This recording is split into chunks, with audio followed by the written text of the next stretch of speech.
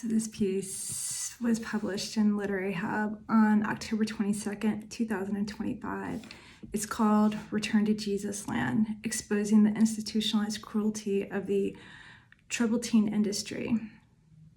Julia Scheeres on the adaptation of a groundbreaking exvangelical memoir. I'm sitting cross-legged on top of a picnic table at Biloxi's Riverside Park, facing Bay Area writer Julia Scheeres. Behind us, the muddy brown waters of the Chutacabufa River roll towards what until recently was commonly understood to be the Gulf of Mexico. My long hair is twisted up on top of my head because it's muggy the way it only gets in Mississippi, the state where I was born and raised. As I try to explain the intensity of the summer heat to Scheeres, she shows off a brilliant red ring around her ankle, souvenir of another Mississippi staple, her first fire ant attack. The two of us have just been on a walk. I'd driven 7 hours from Georgia, where I live now, to meet up with Scheeres, because even though we've known each other since the 2005 publication of Scheeres' groundbreaking memoir, Jesus Land, we'd never met in person. We're both in Biloxi because over 2 decades after Jesus Land was released, it's being made into a movie, filmed in the nearby working-class community of D'Iberville. Scheeres' memoir, Jesus Land, recounts how Julia, a white teenager from a strict Christian family in Indiana, followed her adopted black brother, David, to Escuela Caribe, a brutal reform school in the Dominican Republic, which was run by white evangelicals, many of who most likely now identify as Christian nationalists. There, Julia and David, who is now deceased, were subjected to levels of oppression so extreme, it's almost impossible to understand unless you went through it. Later, when Scheeres wrote 1,000 Lives, her book on Jonestown, survivors who had never spoken to anyone before trusted Scheeres because, you get it.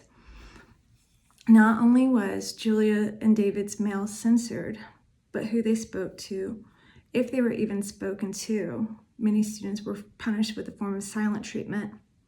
How they were spoken to, Escuela Caribe utilized attack therapy, a form of group therapy where the client is humiliated to control behavior, and how they even move was controlled. All students were forced to perform long hours of physical labor, while also being subjected to unrelenting physical, emotional, spiritual, and at times sexual abuse. And even all the students at this school were oppressed. The punishment inflicted on David was even more intense due to the staff's often outright racism. This racialized mistreatment was familiar to Scheeres. David was adopted when he was 2, Scheeres tells me. He was 3 months younger than me, so I witnessed it, what he went through as a Black person in a rural white community, from being the same age sibling in the same class with him. It was very eye-opening being by his side, just every day, witnessing. When Scheeres published Jesus Land, I understood her story viscerally. 6 years after Julia and David left, I was sent to the same institution, also the subject of my forthcoming memoir, Unreformed. When Jesus Land was published, it was life-changing for me because it came out around the same time the part of me which had been asleep for over a decade woke up. Around the time I began reconnecting with peers from what we called the program. Jesus Land helped me recognize the flashbacks I was suffering from as abuse. It helped me grasp how some people who call themselves Christian could also be racist, homophobic, and misogynistic. A sentiment which probably sounds laughable in 2025, but I grew up in the white evangelical church. I spent my formative years in a cult. I didn't know anything different. After I read Jesus Land, I connected with Scheeres online. The two of us began coordinating activism against our former school. We, along with the help of many other alumni and Kidnap for Christ director Kate Logan, who made a documentary featuring Scheeres about our school, eventually raised enough hell to shut the Dominican Republic campus down. Scheeres' work also inspired me to research the troubled teen industry, the hidden arm of America's prison industrial complex, a largely unregulated network of religious and secular therapeutic boarding schools, wilderness programs, private youth programs, and drug rehabilitation centers. These institutions claim to help teens with problems related to behavior, addiction, eating disorders, and in some cases, sexual or gender identity. It's important to understand there is no metric for determining who gets sent to the institutions of the troubled teen industry. If you're underage and your parents decide you need to go, you have no recourse. Over the decades, there have been thousands of allegations of physical, sexual, spiritual, and emotional abuse, in some cases resulting in death, reported at these programs, yet the multi-billion-dollar industry remains largely unregulated. In fact, ever since 1979's showdown at the Christian Alamo, when pastors from across America surrounded Corpus Christi's People's Baptist Church in a prayer circle to prevent Texas authorities from investigating claims that young women at the Rebecca Home for Girls were being beaten with paddles, handcuffed to drain pipes, and locked in isolation cells, lawyers have litigated faith-based exemptions from oversight of institutions in around 40 states, meaning no one is watching out for kids in religious institutions. Now, looking back, I realized that Jesus' Land wasn't just an indictment of how authoritarianism, racism, and religious extremism control and punish the most vulnerable, particularly children, particularly those who don't fit into a heteronormative white Christian mode. Jesus' Land was not just an award-winning narrative of trauma. It was, years before the term even exvangelical entered the lexicon, describing people who left the evangelical church, possibly the first exvangelical memoir, which is why it matters now that Jesus' Land is being made into a movie in 2025. Under the Trump administration, federal support for unregulated faith-based organizations is rapidly accelerating, and claims of religious freedom are being used to undermine civil rights. The prison industry is being rapidly expanded, and people, many of whom are immigrants, are literally being snatched off the street. Child protection standards are being dismantled. Health and Human Services Secretary Robert F. Kennedy is calling for people with mental health conditions, including adolescents, to be sent to labor camps, which he describes as wellness farms. Jesus' Land is not just a story about the path, but a warning of the worst of what could come. I've never seen the religious right like this before, Scheeres says, as we sit cross-legged on the table batting away mosquitoes. It's worse than the Reagan years, the intolerance, the misogyny and the racism, the widespread fear of people who have any sense of compassion for their fellow humans. I nod in agreement, thinking about my dad who, back in pre-internet times, connected with his Christian extremist buddies through mail-order cassette tapes, newsletters, Christian conferences, and Focus on the Family radio. I say something about how everything is turbocharged now. It's so much easier for extremists of all flavors to communicate through the death boxes that we all carry around. As my eyes drip to the cluster of pines behind her, I think about how we grew up believing in a Jesus who taught us to love one another. The Jesus who loved the poor and the sick, the Jesus who literally kicked the sellers and money lenders out of the temple. How that's not the Jesus of today. Instead, the head of the Southern Baptist Convention now posits that empathy is an artificial virtue.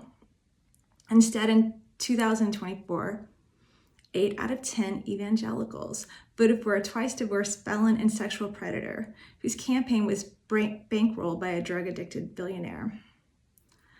Julia tells me how all week parents of the cast members have been coming up to her on the set, talking about how Jesus Land, a book most haven't read, is a relevant story, important to tell, especially now. She tells me how a lot of them are wearing religious sayings like blessed on their t-shirt or Bible verses or little crosses. Their reaction surprises her. These are white people, right? Most of them are for Trump. My book has riled up a lot of Christians. They're trying to ban it across the country. It's so scary now. Coming here to Mississippi, I was a little on edge. She continues, I don't think they've been exposed to the racism and the hypocritical Christianity that I was exposed to as a kid. They don't believe it exists, they haven't read about it, or they don't want to hear about it. But their kids are acting in this movie, and they're going to be so surprised. I say something reminding her that not all Christians are like the ones we knew, that there are progressive Christians, ones who are open-minded, and she smiles. Yeah, this movie is good guidance for how not to be a Christian, right? The next morning, my GPS guides me down Lamy Bridge Road to D'Iberville Middle School, where the Indiana high school scenes of Jesus Land are being filmed. I spot the white and blue sign with a Native American, possibly one of the displaced Biloxi, as its emblem, before the GPS tells me to turn. The school itself is one story and sprawling, the camp denuded of pine trees. It was built in the late 70s, making it the perfect locale for a story set in the 80s. I snicker as I spot the sign directing me to JL Crew Parking, thinking how maybe the title Jesus Land would have flown in a blue state, but not in ruby red Mississippi. As I turn in by what looks like the gym, passing an 80s cop car on a trailer, I park near Scheeres' rented Mustang convertible. She'd rented it for Davia, her 15-year-old daughter, she told me the night before. But I think it's the perfect car to drive around on the Mississippi Gulf Coast during the mild spring evenings. Ocean breeze blowing in. I walk in the direction of what looks like the cafeteria, passing the wardrobe trailer with its racks of clothing, and Scheeres meets me. She's an extra, a teacher, wearing a tan dress with white geometric shapes and shoulder pads. Her blonde hair is teased. She makes fun of her outfit, but I think she looks incredible with her long limbs and her shy smile.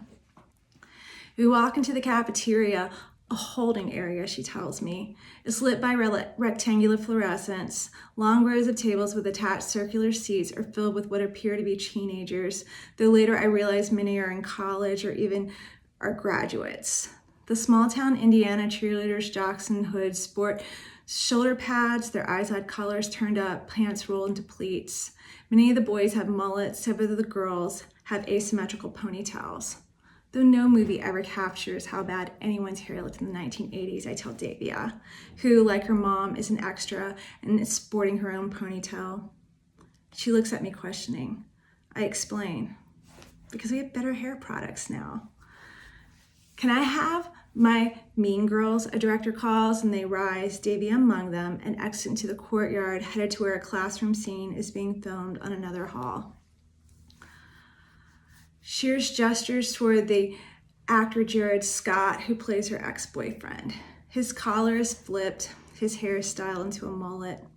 A few nights before, he'd called and asked her about her ex, wanting to know about the character, even what he was like in intimate moments.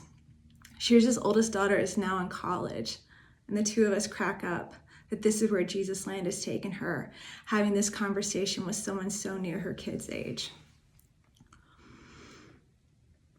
We walk out to the courtyard. Scheeres points out Xavier Jones, who plays her brother, sporting a sweatband, his athletic socks pulled up high, and Ella Anderson, who plays a young version of her. She says she loves their portrayal, but seems relieved to clarify that neither of them looks like me or David. She tells me I just missed Juliette Lewis, who plays her mom. We meet writer, director, and former engineer Selah Carriott briefly. She's a petite woman with brown curls and a wide smile. As we speak, Someone pulls her away. I asked Scheeres how Harriet became connected to the project, and she explains they shared an office at the San Francisco Writers' Grotto. She asked if she could read my book, and then she called and asked if she could speak with me. I had a good idea of what she wanted to talk about. She's thrilled that Harriet is the director. She brings that sensibility, both as a woman and as a person of color, someone who isn't from the white evangelical dominant culture. She tells me about an early scene one Harriet wrote where David is watching a Black family play together on the beach. He's in shock, seeing what his life would have been like had he not been adopted. And then Julia, I have to speak in third person, she tells me, goes up and pulls him away. I love that she put that in there, Scheeres says.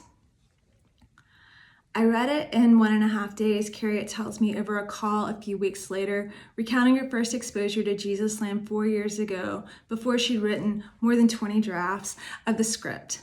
I could relate to David on so many levels. I was very sensitive, soft-hearted like him. Harriet's parents immigrated from a small village in India to Canada. Growing up, she was the only Indian in school for most of my childhood. There were no Asians, no Black people. It was all so homogenous, so I would get singled out all the time. I went to 5 different high schools. That experience that David and Julia had of being in a new school really hit home. She also connected with how the Scheeres children who were raised by Christian fundamentalists lived outside the norm. My mom was traditional and had all these rules and restrictions which were so contrary to what everyone else was doing. That's kind of how David and Julia lived too. It was a very different way. However, when she came to the part where the two were sent to Escuela Caribe, Harriet says, I was shocked. These places exist and continue to exist even today. They're unregulated for-profit industries. I'd never heard of such a thing, and that needs to be exposed. A few days after we both left Mississippi, I call Scheeres. She says being on set was surreal. She tells me about a scene where David and Julia are having their first day at their new high school, where they're concerned about how they're going to be received. I actually was in that scene, she says, one of the teachers holding open the door and welcoming kids back. She's still processing another that took place later of David and Julia getting off the school bus. Julia sees her friends and runs ahead, ignoring David. She doesn't want to be the Black kid's sister. Her daughter, named after David, plays one of Julia's new friends. It was a moment of tremendous shame for me to even put that in the book, she says. But I felt that was who I was at that time. I was tired of the harassment, of being called the N-word lover. I went imagining how painful the social pressure must have been for them both. But my daughter was in that scene, she continues. I was in the hallway listening on the headphones, and I just had to take the headphones off and walk away. I wish I could go back, she tells me. Part of it is because everything is unresolved. David and I never got a chance to actually talk through everything that happened. He died before we had the opportunity to work it all out. The one thing I'm thankful about the Dominican Republic is that we had that time together, because we became very close there again, because we finally had a common adversary in the administration. David and Julia had a bond, one that Harriet, the director, celebrates. There's this quote by George Orwell, Harriet tells me, from 1984, which is interesting, because that's the year most of the story takes place. They fear love because it creates a world they can't control. David and Julia survived because they had each other. If they'd been alone, they might have been broken down, just like all the other characters were broken down. But those two don't. They stick it out and they survive because they have each other. They provide each other's reality checks. As she speaks, I think about how Harriet is describing a phenomenon discussed in Judith Herman's Trauma and Recovery, based on survivors of Nazi death camps. Political prisoners who were able to form bonds to become part of what Herman calls a stable pair were more likely to survive. Back home in Georgia, I thought about David and Julia's bond and its impact, not just on me, but on the other survivors of the troubled teen industry. Because Scheeres loved her brother and wrote about their bond, so many of us were able to overcome the shame and stigma about what we went through and begin the long journey of healing. Some of us were even able to join in the wide-ranging, at times acrimonious, rebel teen survivor movement and speak out in support of protections for kids in institutions. At some point while we were driving around in Biloxi, I asked Scheeres if it was because of her brother that she was able to write. Something I knew in the book she wrote about how David's own writings in a green spiral-bound notebook inspired her to write Jesus Land. But I wanted to hear her thoughts now. A pained expression crossed her face. I later realized she never really answered. I thought about an actor the two of us ran into as we were leaving the set, Nico Farrow. Like Scheeres, he played a teacher. As the late afternoon sun streamed in through the cafeteria's windows, Farrow told Scheeres how thrilled he was to meet her, that it wasn't just that he loved the book or believed in the project. For him, it was personal. He'd been raised Jehovah's Witness. Growing up, there was no creative thought allowed, he said. We weren't even allowed to make up our own songs about God. I nodded, remembering my own childhood and able to watch the same television shows as other kids or read the same books or even wear pants. Once, when I was a kid, I'd written up my own song. I no longer remember what it was about, and was singing it while I washed dishes. My father began singing a hymn, drowning my voice out. Scheeres asked Farrow about his family. He said something about how, as an adult, he'd created his own, and we nodded. Both of us are also estranged from our parents because that's what religious abuse does. It severs the bond between you and your family. It was the kind of conversation Scheeres had been having all week. I'd even seen it a few times. But hearing Farrow's story, his childhood, his separation, and his survival hit differently. And again, this is why Jesus Land being made into a movie now matters. It's not just a story about the past. It's a warning about the dangers of religious extremism at a time of rising techno-fascism, as the Trump administration is weaponizing religious liberty. And this political moment with ICE attacking even pastors, stories like Jesus Land, with this message of how love helps us survive, reminds us what we as humans are fighting for. Thank you. This is Deirdre Sugiyuchi.